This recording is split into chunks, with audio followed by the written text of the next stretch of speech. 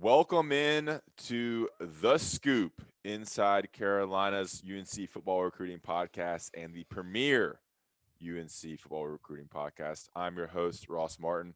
As always, I'm joined by Dohn, Donnie Scoops Callahan. Don, what's going on, man? Your hair is looking great.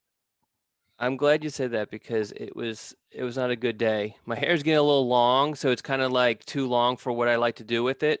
So yeah, it took me some time and going back to the mirror a few times to kind of get it worked out. But other than that, I am starving. We are filming this during my normal breakfast time, so yeah, hopefully I don't have brain fog because I don't have enough calories in my system to keep me going. What's going on in Ross's world? Not much, man. Just focused on work and providing Inside Carolina subscribers and You've been everybody with busy. the best information possible. Yeah, a bunch of football news on Monday, which kind of consumed our day, and then into Tuesday. That's all right. In basketball, this will kind of lead into what we'll go into later, but ironically, right when the story broke about the basketball transfer, hmm I was at his high school, Oh, which one is it again?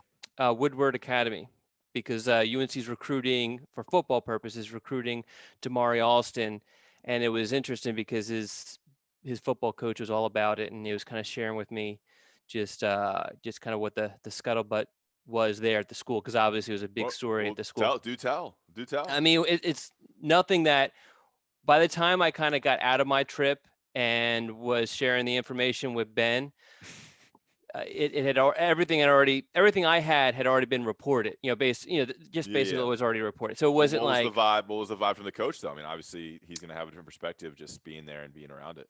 It's yeah, huge, massive yeah. news. I think keep in mind this is the football coach I'm dealing with, Yeah, and I think he was more surprised and uh, wanted to kind of just like I guess most people wanted to kind of find out what's the deal here, what's going on, and so he was talking to I guess the other people in the athletic department, including the basketball staff there, to kind of get his scoop. But he seemed to me, when I was talking to him, he seemed surprised.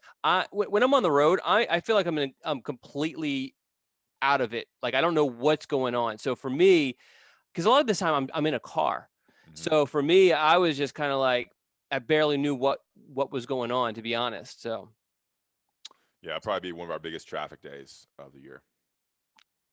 good to know. We Yeah, need those, certainly doesn't certainly beats anything that you do.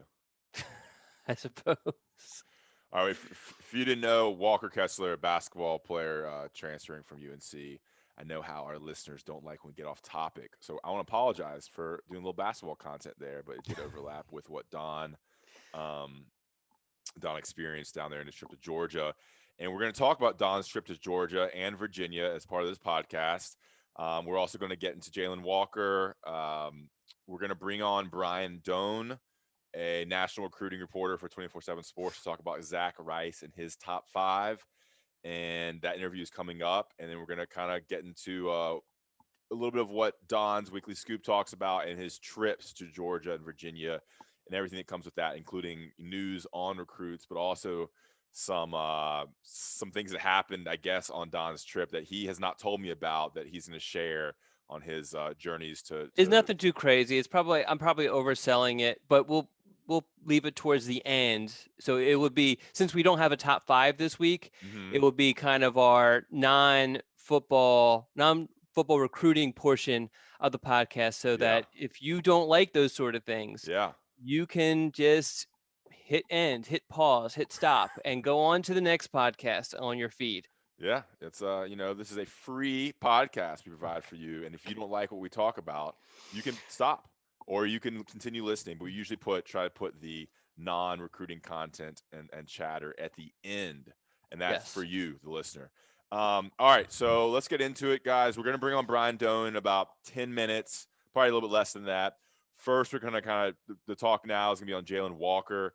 Um, Four-star linebacker recruit from Salisbury, North Carolina. He is announcing this weekend, Don. Yes, this Sunday he has an Okay. announcement set. Tell us what this Sunday. Tell us what you know right now, and we'll go from there.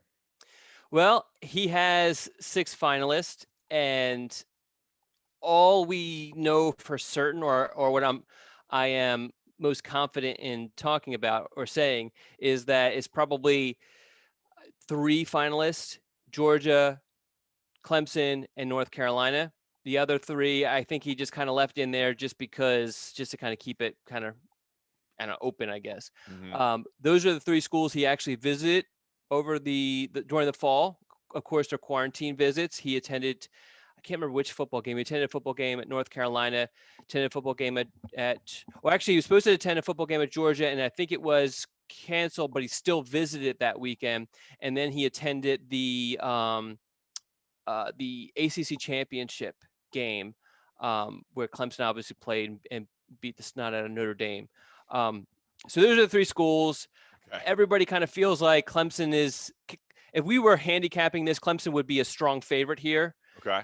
But from what I've gathered, he hasn't told anyone yet exactly what his decision is, and so there is a little bit of hope for North Carolina. But as I said, it would be an upset for North Carolina to score the commitment here. Yeah, I don't think UNC fans should get their hopes up from everything I'm seeing and reading, and from reading yours. It just seems like a Clemson lean. We're talking about it because there's not a lot else going on in UNC football recruiting of note in terms of decisions, commitments. There's not many visits. Not like we're reporting on 5 stars and 4 stars visiting, and what comes from that, because there's just not much that in this dead period. This is a significant in-state. It would be a significant in-state loss for UNC as they try to lock down the state. You got a guy from Salisbury, which is, I think, about 45 minutes away from Charlotte. I once hitchhiked to Salisbury. Did too. From the That needs to be that. We need to hear that story. Yeah, I'll tell you at the end. Okay. If you want to bring it back up. Yeah. But Jalen Walker, let me go through his stats right here, because you never know what can happen. What'd you say? Nothing. Yeah, I was in a truck with a man, and we listened to country music the whole time. Well, don't ruin it. I mean, I'm just anyway.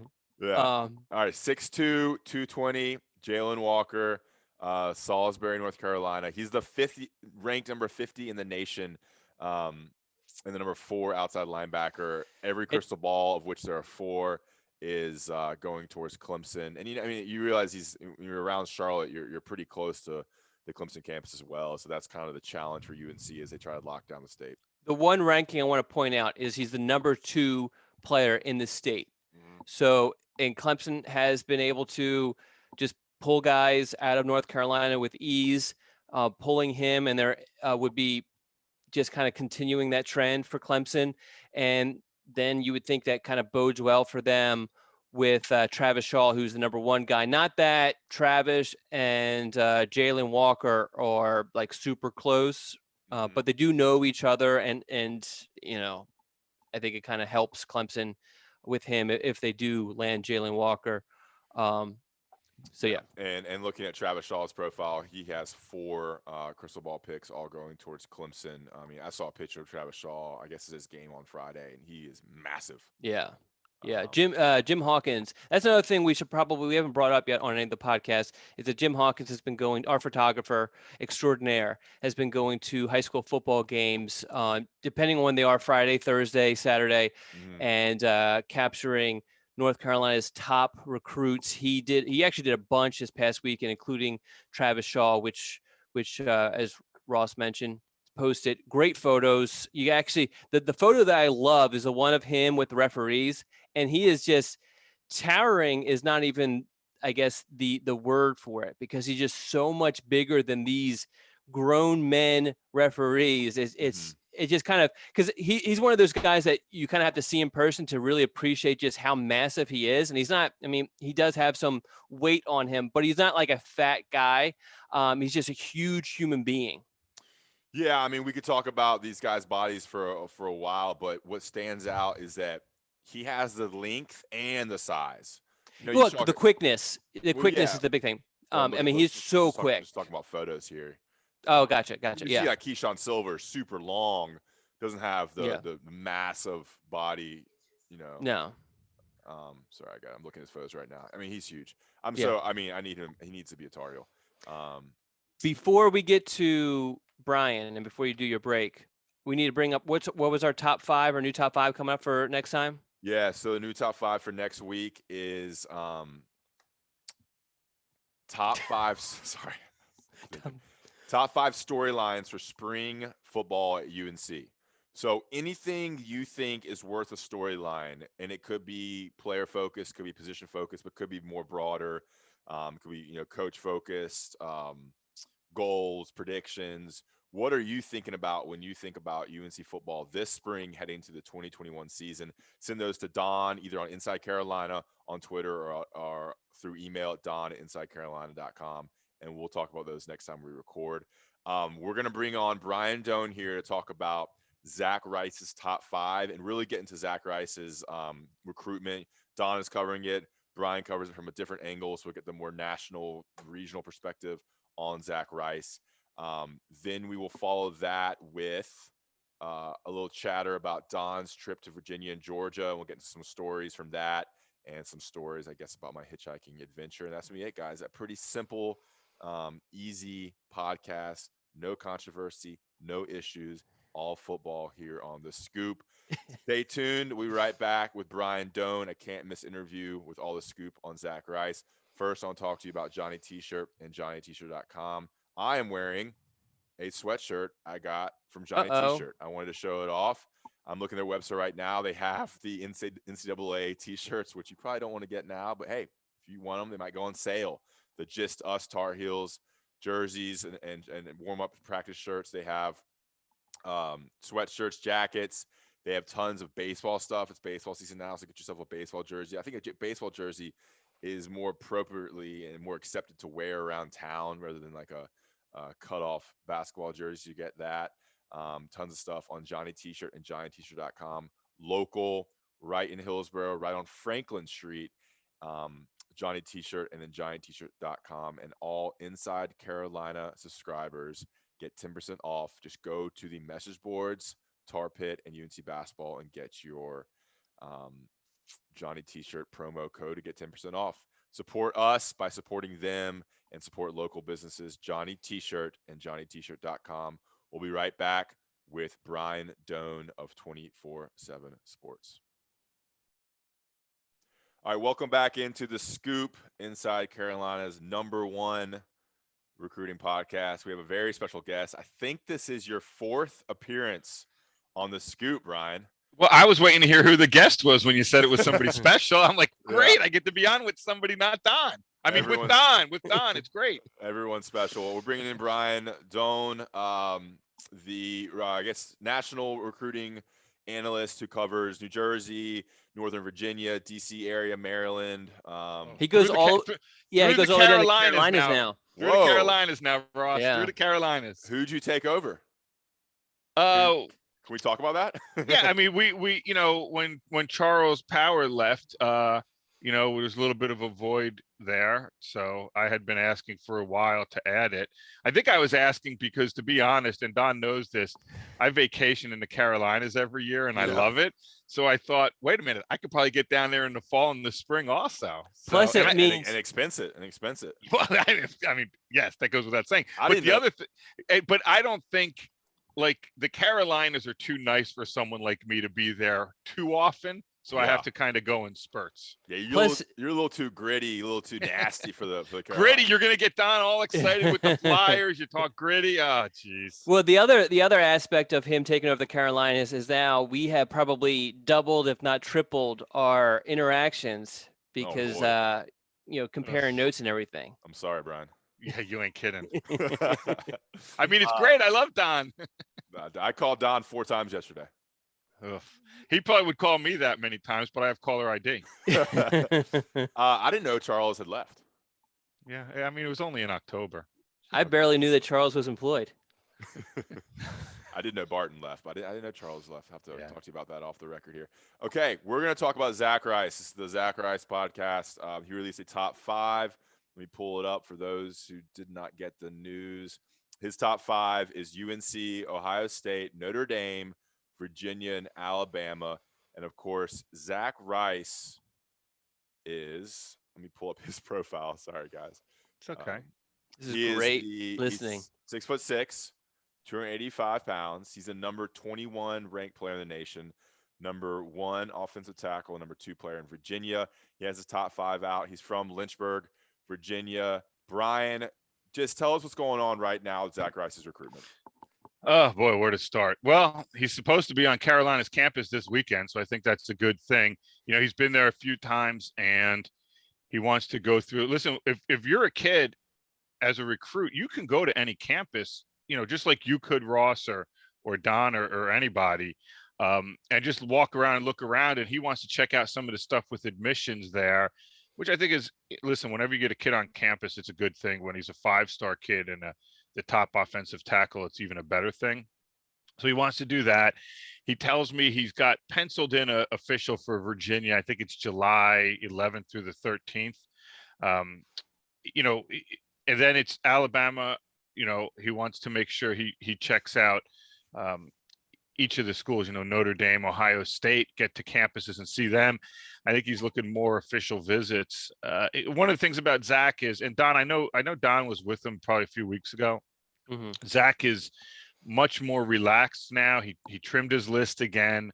And Zach is a kid that will try to answer every interview request, every phone call, every DM, every, you know, whatever way you want to use to communicate with them. And I think it weighed on him a lot in the winter and in February. And I think he's kind of pulled back a little bit. And so now it's going to come down to, I think, these visits in June and July on where he goes. Okay. So is there a sense of where he's leaning, or what's your kind of take on what's going on there? Yeah. I mean, I think you have to sit there and say, you know, UVA with, you know, his grandfather went there. They, you know, they went to games a lot there. He's familiar with it. It's close by. He's got a great relationship with the offensive line coach there, Garrett Touche. I think they're there. And I think North Carolina's right there because his familiarity with the program. He's very close with Tony Grimes' family. You know, he's been to campus a few times. He likes the setup of North Carolina. They make him feel comfortable whenever he talks to them on the phone. And I think you look at those two, and right now they're the ones setting the bar because he hasn't been to the other 3 and he plans on getting there. And I kind of get the sense that he's going to stay closer to home than going far away. Mm-hmm. Now things change in that. And we've also seen families move with their kids when they go to college sometimes. And I'm not saying that's going to happen here, but you know, that's always something to consider also. I would really worry about Alabama and Ohio State if they get them on campus, because A, they're 2 of the top 5 programs in the country, and you see that every year. And B, they do a pretty good job with official visits. And you can also, you know, they'll also be able to talk to him about all the offensive linemen they put in the NFL, which is important to kids like Zach. So I think right now you're looking at UVA and North Carolina, but I think, you know, I wrote this the other day with inside the top 5, which I'm sure both of you read and combed over meticulously. But, you know, I think it's going to come down to those visits and can other schools make up ground, or does he go on these visits and just feel so darn comfortable? I agree with you. Yeah, go ahead. Real quickly, who is leading his recruitment for UNC? Well, I mean, Dohn, you can hop into. Dre Bly's kind of handling it, but they're all kind of involved. They are, and I think that's one of the things that really has me leaning a little bit toward UVA right now. Is it's Dre Bly leading the recruitment, and Dre is a wonderful recruiter. But when you get this far along in the process, you'd really like to see the position coach leading it, and that's what's happening with UVA. I agree with you on, and basically all bets are off once he starts taking official visits, especially if he does what he plans on doing and takes all 5 of them, because who knows what's going to happen because he's never been to these schools. Right. But the question I wanted to ask you is about UVA. And like you, I've heard behind the scenes, watch out for UVA, watch out for UVA. He doesn't seem to say that though. And even when I went and visited with him, his four of his schools were locked in, and that was Ohio State, Alabama, North Carolina, and who am I forgetting? Alabama. Notre Dame. Notre Dame. Yeah. And I said, who's going to be the 5th? And he's, probably Virginia. It was such an afterthought for him. But again, I'm hearing what you're hearing is everyone saying behind the scenes, watch out for UVA. Why is it that there's kind of like this, I guess, a disconnect between Zach and between what we're kind of hearing with UVA? It's a good question, and it's something I think a lot of people will wonder as well. Zach is I don't think he's like this anymore, but at the beginning and middle of his process, he was very concerned of what other people thought of where he was going to go.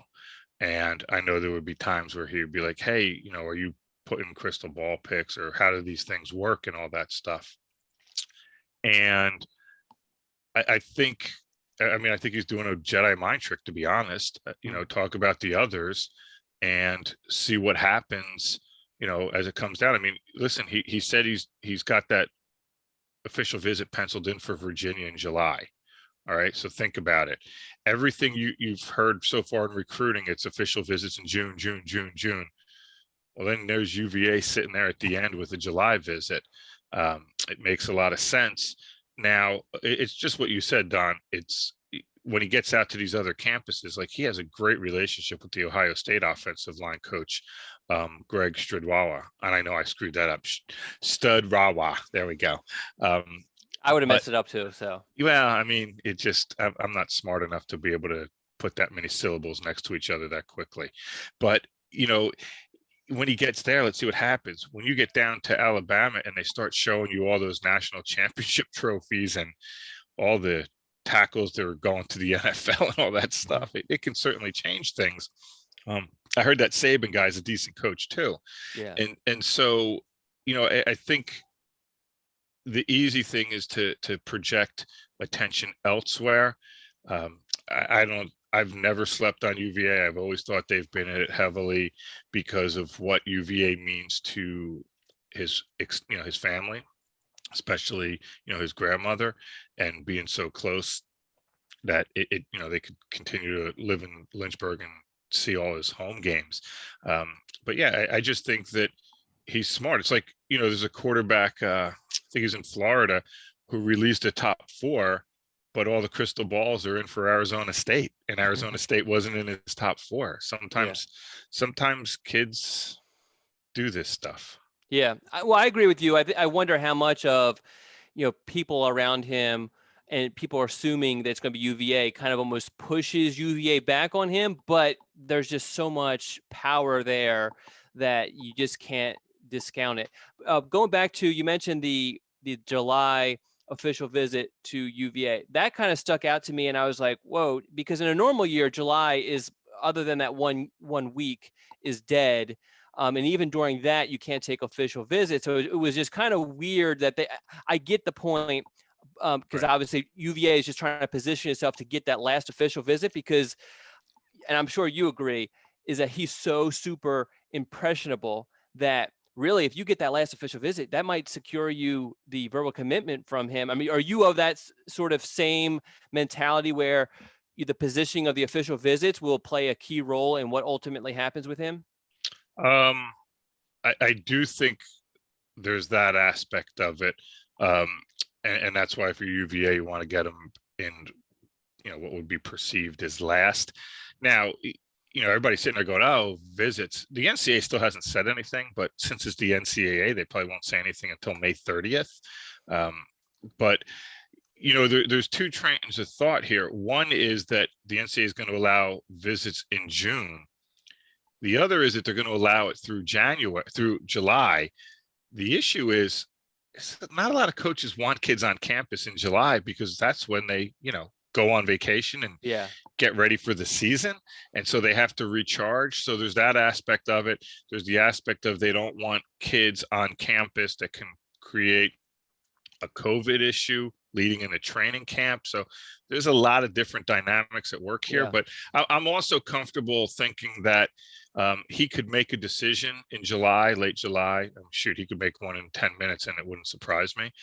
But I also know that, he could wind up making a decision and still show up in the stands at a North Carolina or UVA game in the Yeah. fall and have it not be a surprise. And I don't ever blame kids for that. They get to do this once, and they're under a lot of pressure, and coaches push for commitments and all that stuff. But yeah, I mean, the back to your thing, Don. Yeah, it's important to get that last visit, but I don't think his recruitment ends with with whenever his last visit is.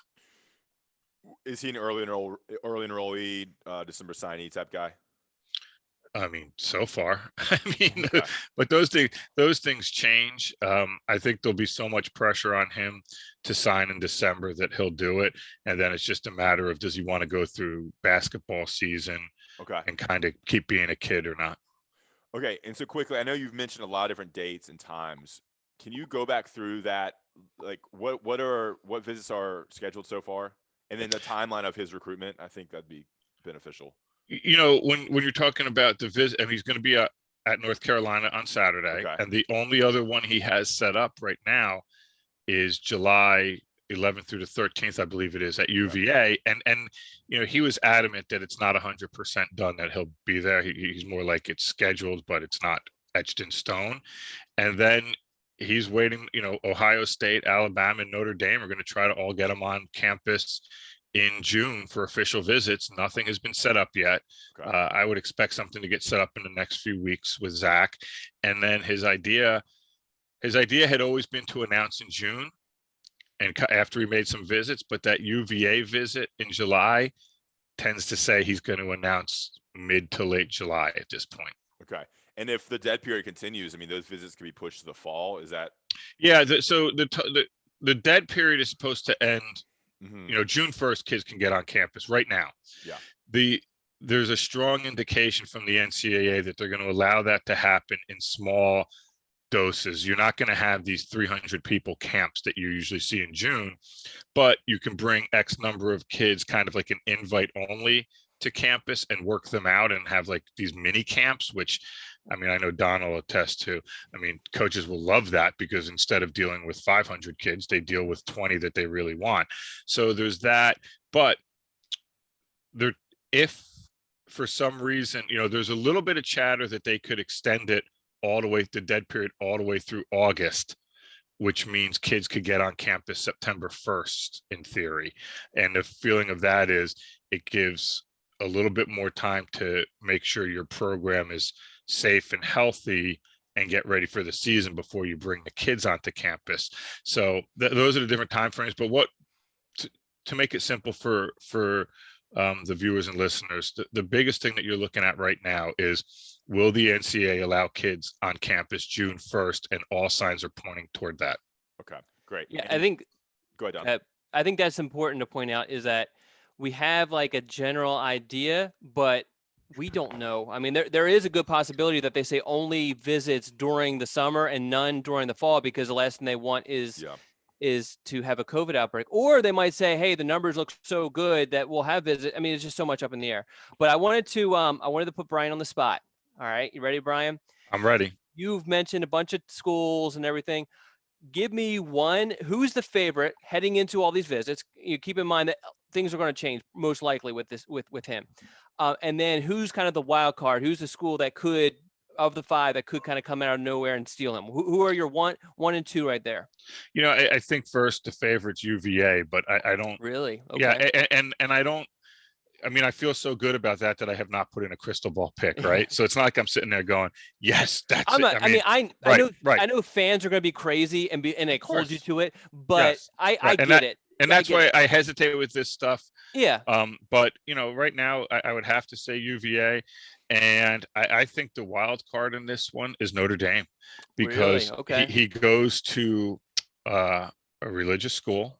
Mm-hmm. Notre Dame's a Catholic school, a little bit different than in Lynchburg. Okay, we can't talk religion; we get in trouble. Right, Go ahead. Right, and you're talking about the academics. You're talking about the offensive line and what they do there and producing guys. And you know, Zach likes to get out and see stuff, right? And he can be, you mentioned before that, you know, he can be swayed, and as any kid can, right? They're 16, 17, 18 years old. I don't know if you've ever been to Notre Dame's campus, but if you get there at the right time, it's unbelievable. I mean, it's a lot like UVA, and it's like part museum, part campus, but in a different way. You know, UVA has the American history aspect of it. Notre Dame has the, you know, the grotto, the, you know, whatever you want to go through, the Golden Dome, the library, the basilica, whatever.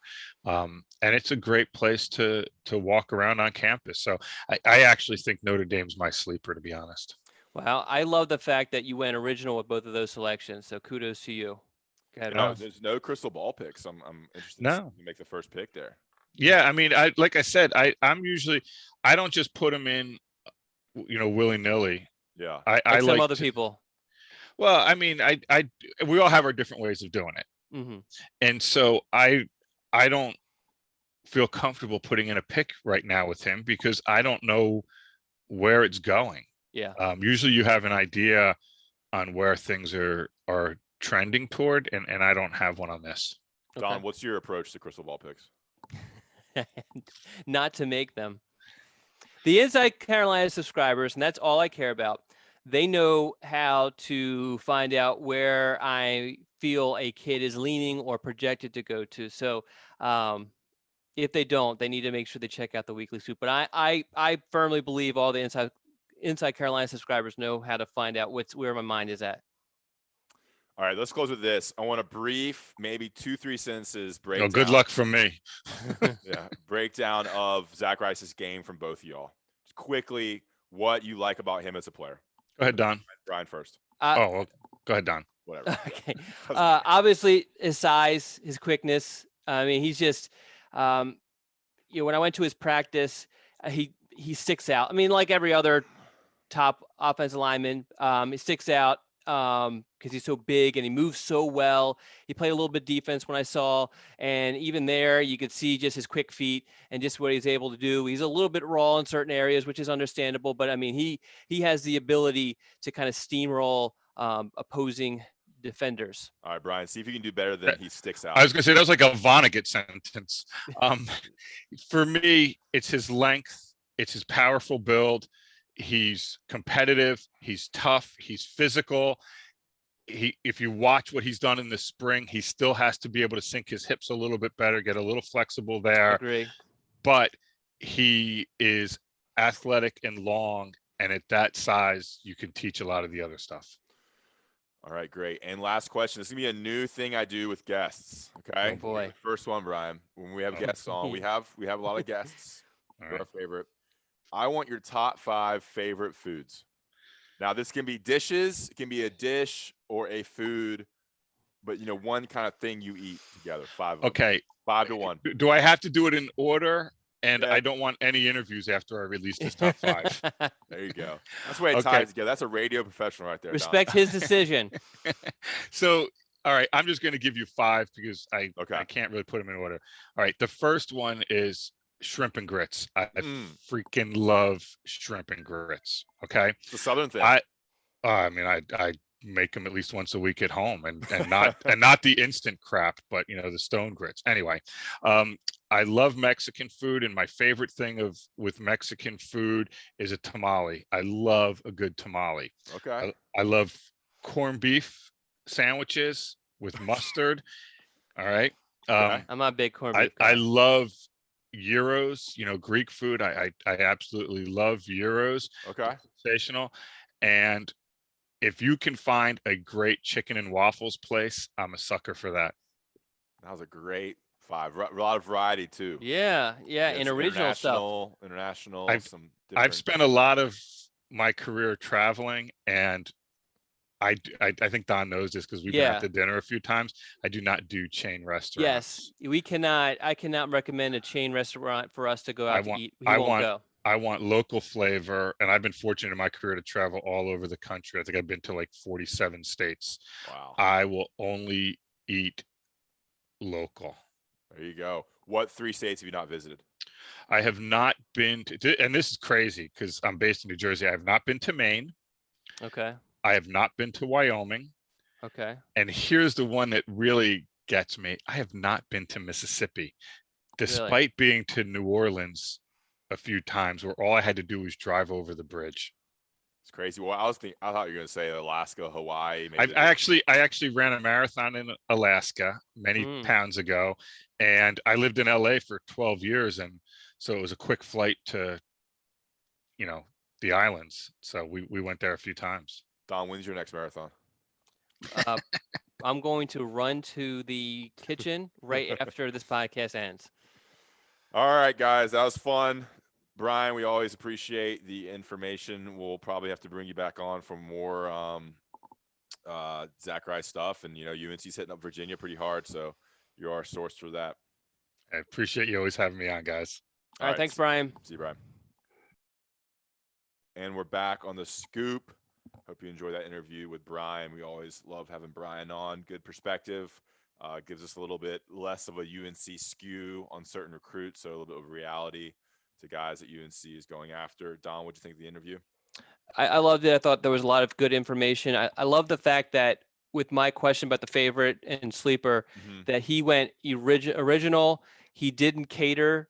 I think most of our subscribers appreciate that we don't cater to like lean towards North Carolina. We try to give the honest truth on things. And I love that Brian kind of continued with that. And I thought it was really interesting. One of the things that I've been saying for a while, he didn't really come out with it. Someone else came out with the top 3 and he just retweeted it and it excluded Virginia. And meanwhile, I'm hearing a bunch of sources telling me, watch out for Virginia, watch out for Virginia. And I shared that information on the board. And of course, I got a bunch of pushback from posters. So it's great that Brian kind of supports he's hearing the same sort of thing. I'm not saying he's definitely going to Virginia, but anybody who thinks or says that Virginia isn't a strong player in this recruitment is not informed. Yeah, it's gonna be crazy one to follow because you got the kind of the 2 local choices, ACC choices with North Carolina and Virginia. Not perennial powers, not elite programs right now, not powerhouses. And then you have Ohio State, Alabama, Notre Dame, which, like Brian said, and like we all know, there's tons of intrigue with them.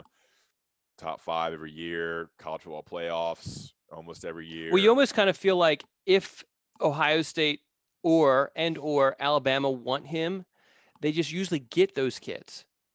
So that's This is like a local reason to stay at home, or your grandfather went to Virginia, or you have a really tight, there's other reasons where the other teams get involved. And then the Notre Dame thing that Brian threw out there, I thought was really interesting. But I think for him that wanted to go to Notre Dame, it would have to, the proximity wouldn't have to be as strong of a deal as people think. And then also I feel like Alabama and Ohio State maybe not want him nearly as much, because that's the thing is like Alabama does throw out a bunch of offers. And so you kind of have to try to figure out, look through the weeds to kind of figure out who they really, really want. And I don't follow Alabama as closely enough to truly know that. Yeah, Alabama certainly casts a wide net. All right, let's close out the podcast with a couple items. Don, you went to Virginia and you went to Georgia. Which trip was first? The Virginia trip. Okay, so why'd you go there? For Zach Rice, and also for Gunnar Gibbons. And then that was actually 2 parts. I went to, that was kind of the central western part of the state. And then the following week, I went to the eastern part of this, the Richmond area, to see Bryson Jennings, Travion Green, who's committed to North Carolina, and I tried to see Andre Green, and that didn't work out. So what's up with the trip? All right, so because I think we already talked about the Southwestern Virginia one. Yeah. So I'm just talking about so this is a non-football portion of it, okay? And let me just kind of lay the background here is that I've been doing this for a very long time.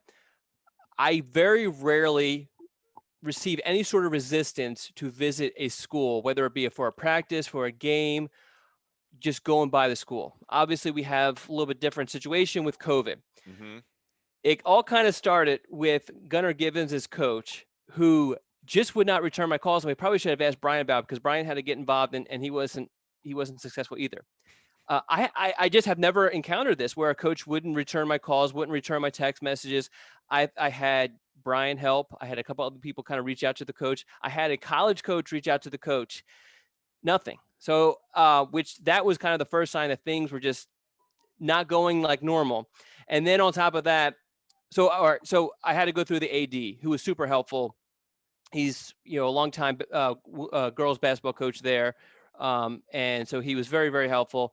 But that trip actually got canceled twice because of the ice. This was like over a month ago. So the third time was finally the charm. It kind of worked out. I was able to go to Gunnar Gibbons and then went to see Zach Rice and watch his practice, which I kind of talked to. Not a whole lot of problem with Zach Rice's situation. His coach was great to deal with and all that. Then we go to the other side of the state. Okay. I had the same sort of problem with Bryson Jennings's coach, who is also his dad. Wouldn't return my phone calls, wouldn't return my text messages. I'm like, what is going on here?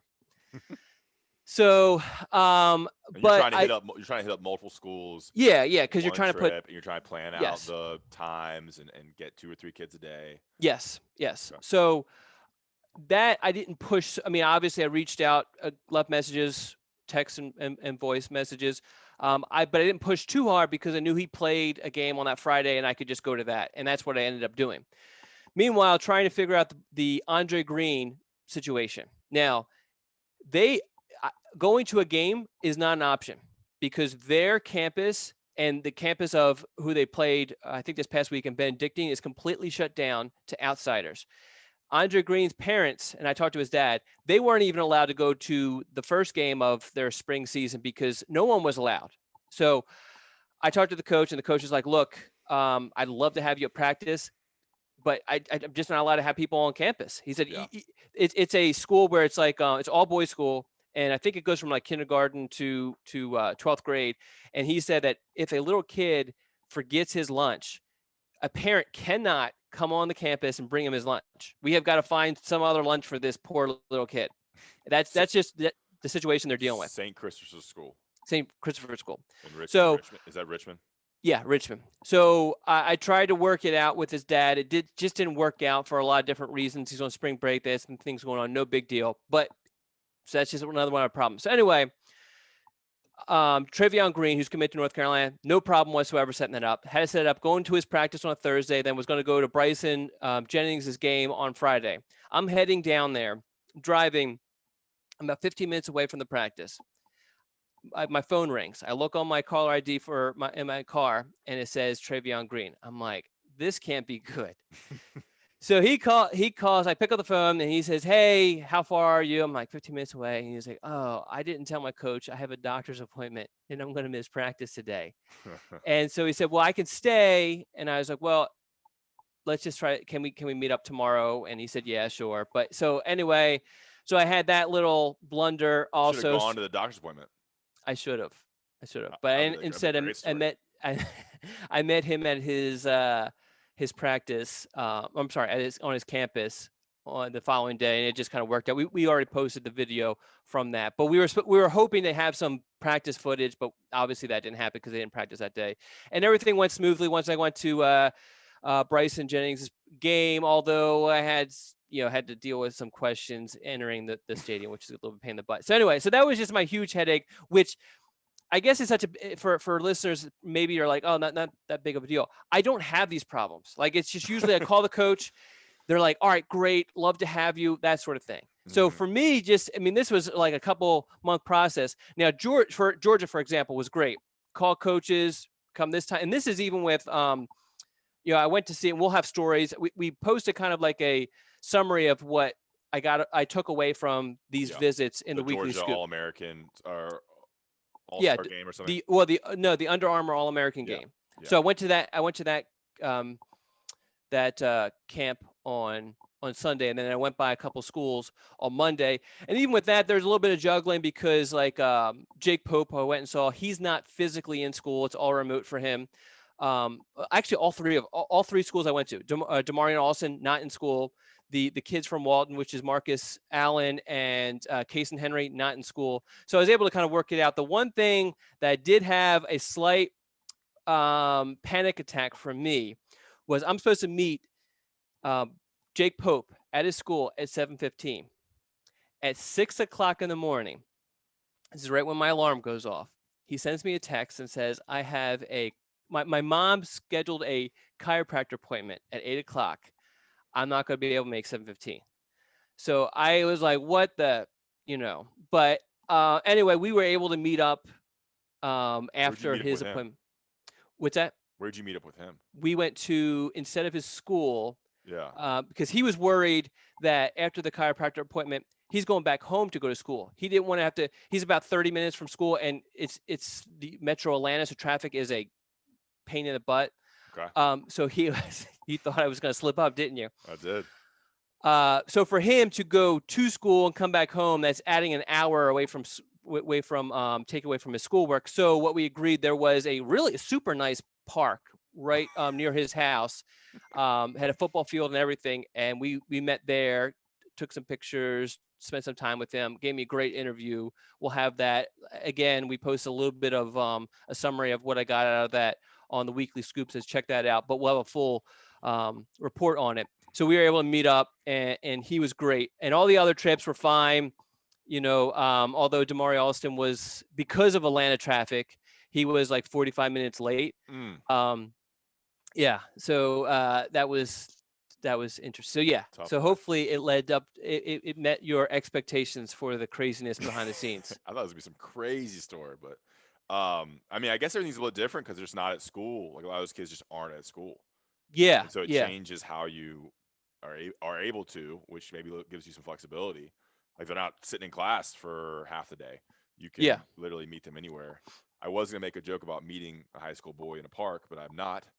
Maturity there. And we'll move on from there. You're growing before our very eyes. I got a question, and Sure. I don't want to take this the wrong way. When you're sitting, so you're obviously staying in multiple hotel rooms throughout these trips. A couple.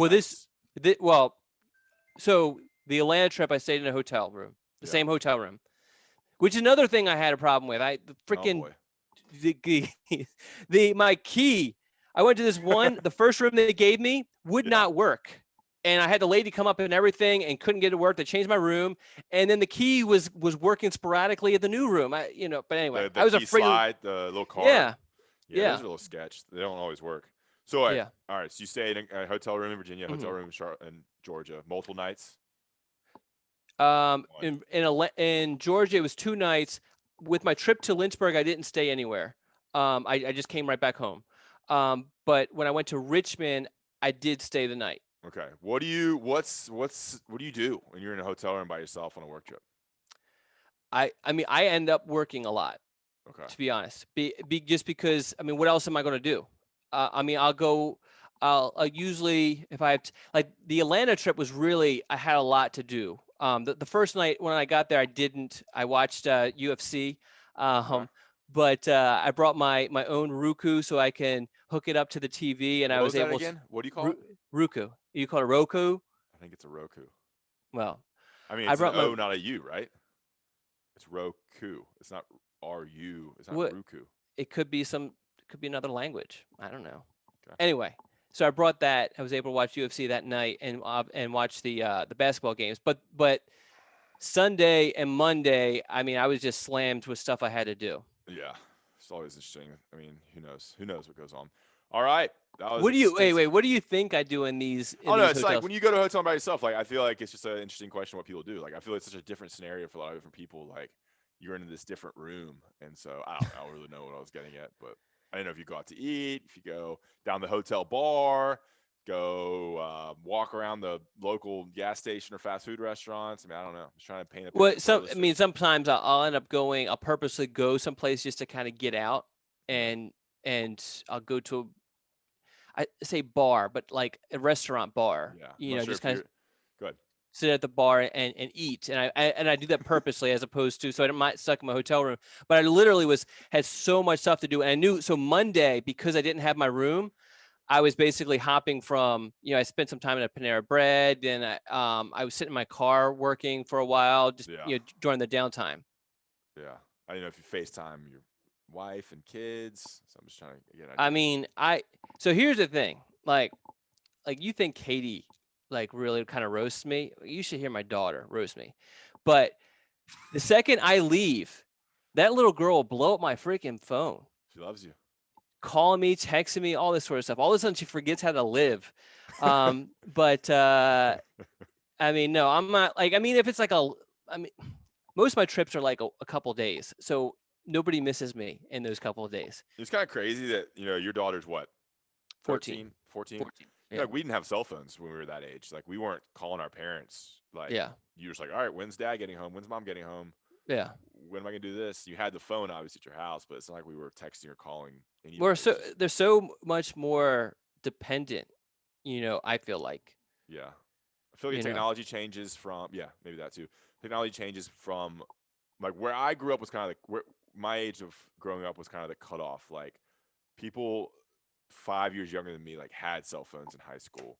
And so like I feel like my childhood. When did you get your first cell phone?